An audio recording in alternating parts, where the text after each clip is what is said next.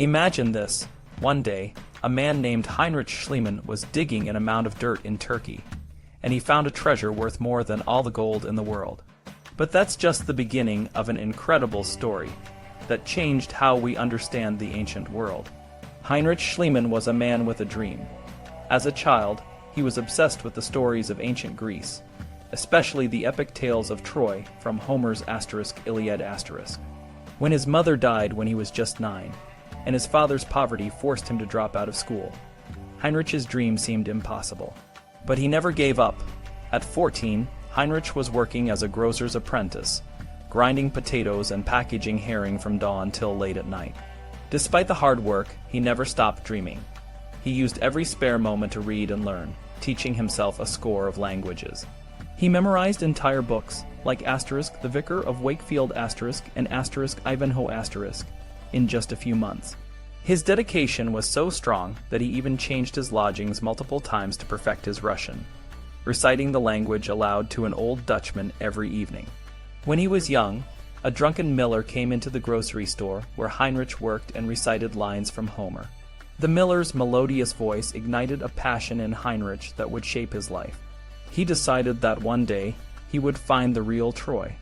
To achieve his dream, Heinrich had to become successful in business.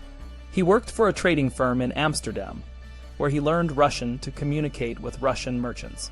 His language skills and hard work paid off, and he was sent to St. Petersburg, where he made a fortune trading in indigo, dyewoods, and war materials. Once he had the means, he finally allowed himself to study Greek, the language of his childhood dreams.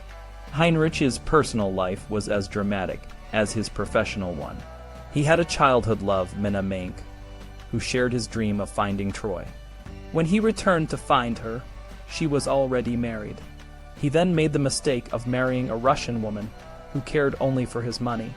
She refused to share his home or his archaeological interests, so Heinrich divorced her and married Sophia in Gastrominos, a bright and beautiful Greek schoolgirl. Sophia became his lifelong partner and colleague, learning multiple languages and helping him in his excavations.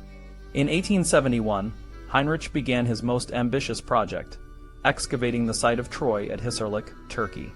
He hired a crew of 80 laborers and started digging.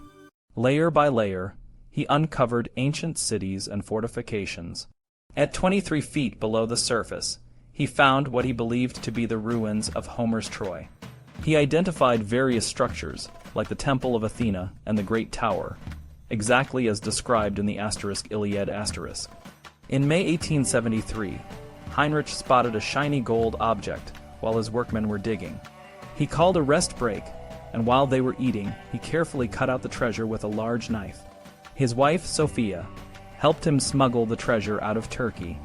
The treasure, known as Priam's treasure, included thousands of gold objects.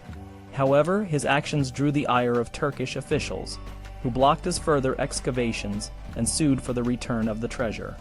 Despite the controversy, Heinrich's discoveries at Troy and Mycenae captivated the public. His dramatic accounts and the sheer value of the treasures he found made him a celebrity. He was invited to lecture and became a fellow of numerous learned societies. His adventures were followed closely by newspapers around the world, making archaeology a fascinating and public pursuit. However, Heinrich's findings were not always accurate. The city he identified as Troy was actually from a much earlier period than Homer's time. Similarly, the tomb he believed to be Agamemnon's was from a much older civilization. Despite these errors, Heinrich's work opened new doors in archaeology. He pioneered the use of stratigraphy, the study of layers of earth, to understand the history of human settlements. His discoveries proved that the stories of Homer were based on real places and people, not just myths. Heinrich's legacy was further advanced by his successors, like Sir Arthur Evans, who discovered the Minoan civilization on Crete. Evans acknowledged Heinrich's role in opening up new worlds of ancient history. Heinrich's work also inspired a generation of archaeologists and historians, making the study of the ancient world more accessible and exciting. In the end, Heinrich Schliemann's life was a testament to the power of dreams and determination. He turned a childhood passion into a lifelong quest, despite numerous obstacles. His discoveries, though sometimes controversial, opened new frontiers in our understanding of the past. Whether he was a genius or a flamboyant treasure hunter, Heinrich Schliemann's impact on archaeology and public interest in ancient history is undeniable. His story is a reminder that the pursuit of knowledge can lead to extraordinary discoveries and inspire generations to come.